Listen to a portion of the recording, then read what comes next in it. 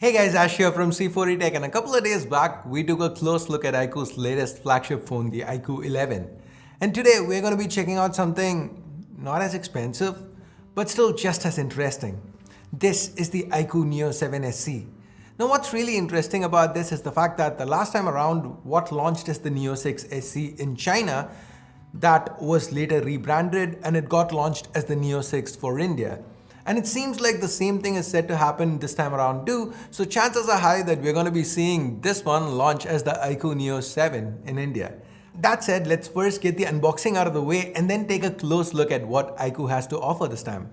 I really like the box here, the Neo logo, it looks cool. Let's go ahead, open it up. The first thing you notice is the Neo 7 SE itself. Let's remove it from that protective wrapper. The phone looks pretty nice. This color, this finish, it's called Galaxy.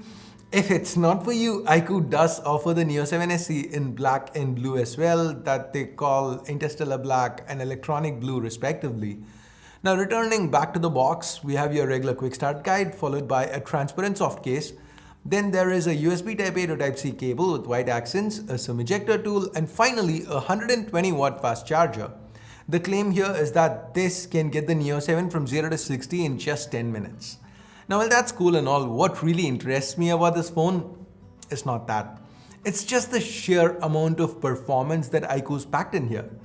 The Neo 7 SE, it's priced from 2099 RMB. If you convert it, that's roughly $300 or 25,000 Indian rupees. And for this price, what they've packed in is a 4nm MediaTek Dimensity 8200. Okay, just the name alone doesn't mean much. If you actually look into where it slots in the performance hierarchy, is one rung below Qualcomm's flagship chip for this year, the Snapdragon 8 Gen 1. So it slots one rung right below that. Now guys, don't get me wrong, the Neo 7 SE is not a flagship killer or anything, because there are many areas where iQOO has compromised. They've cut some corners to hit that price point. And we'll talk about all that in due time. But for the performance part though, that they seem to have absolutely nailed. The Dimensity 8200 SoC, it's paired with 8, 12 or 16 gigs of LPDDR5 RAM and 128, 256 or 512 gigs of UFS 3.1 storage. With a focus on performance, iQOO's gone for a large vapor chamber for optimal heat dissipation, and it works quite well. With a CPU throttle test, the Neo 7 SE dipped to just 80% of its peak performance after 15 minutes of intense testing, which is okay-ish. But with GPU, there was 99.5% stability after a 3D Mark Wildlife Extreme stress test, and that is quite impressive. Now what this means is that after the GPU was continuously pushed for 20 whole loops, the difference in numbers between the highest score and the lowest score achieved was less than 0.5%, and that is excellent. Now this is not just theoretical. I did put the Neo 7 SE to test by running multiple games. It stayed cool throughout and the games ran smooth without any hiccups. Now this phone, it's running on Origin OS 3 built atop Android 13 since it's a Chinese unit. Globally, it should come with FunTouch OS 13 out of the box. Now regardless of which skin you get, iQOO does offer solid support for gaming. Whether it's the monster mode to push performance at the expense of battery life and thermals, or the ultra game mode, the sidebar you get when you are in game that lets you toggle performance profiles, adjust refresh and touch sampling rates on the fly, or access game tools that allow you to block notifications, lock orientation, brightness, record the screen and more, it all helps enhance the excellent gaming experience. You know what else helps? Well, the actual display itself. The display size is increased from the last time around. This here is a gorgeous 6.78-inch AMOLED panel with a Full HD Plus resolution and a 120Hz refresh. It has HDR10 Plus support and the brightness remains the same as the last time around. It peaks at 1300 nits for HDR content. This is an excellent panel, one that looks great to game on. Add to it the earpiece doubling as a stereo speakers, it's great for media consumption. Now under that display is an optical fingerprint scanner which works quite well as expected.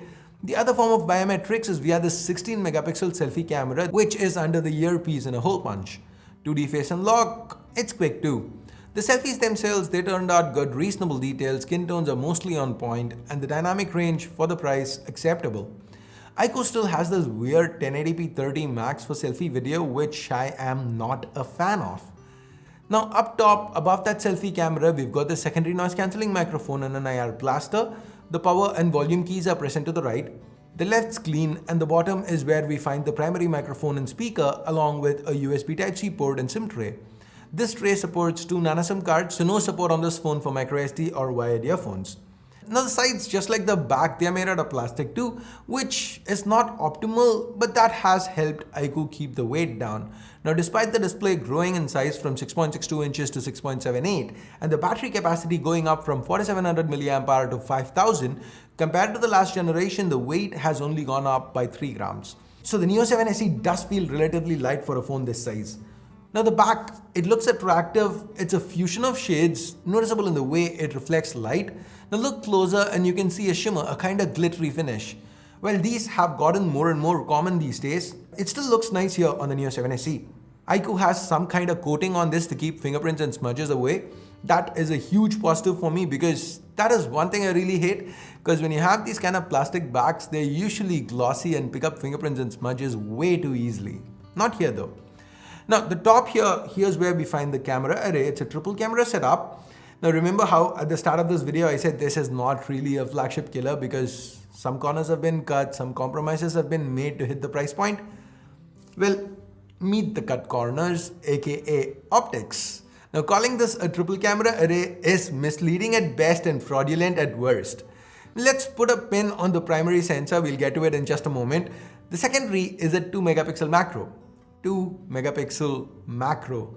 I have no idea why anyone would ever want to use this. This is the image from the macro and now this is a crop from the primary. Why? I mean, why would you ever want to go with this instead of this? If you think the other secondary sensor is more useful, well, it isn't. Because that's a 2 megapixel depth sensor. I could show you portraits taken with the depth sensor covered and uncovered. You know what? I'll actually do that.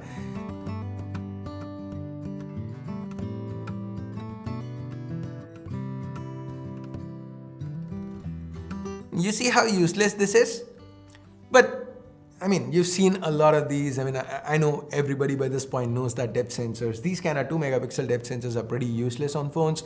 Now to be fair though, the primary 64 megapixel sensor, the one that's been paired with an optically stabilized f1.8 lens, that is fine. Images taken by this primary camera, they're sharp, they're detailed, there's excellent dynamic range. Just look at the sky here. Even under low light, the performance is pretty acceptable. And for video, you can shoot 4K 60 and the footage is pretty good. Personally, I wish iQOO had gone with just dual cameras here. Keep that primary and use the same 8 megapixel ultra wide from the last generation instead of marketing it as a triple camera setup and throwing in a couple of 2 megapixel sensors for depth and macro. I mean, that just feels wrong to me. Now that said, for the asking price, as long as cameras, I mean multiple cameras and stuff, if that isn't priority to you, if you're focused on performance, the Neo 7 SE looks to be a solid offering. Yes, I am gonna still crib about those crappy sensors, but from a performance perspective, it seems to be excellent.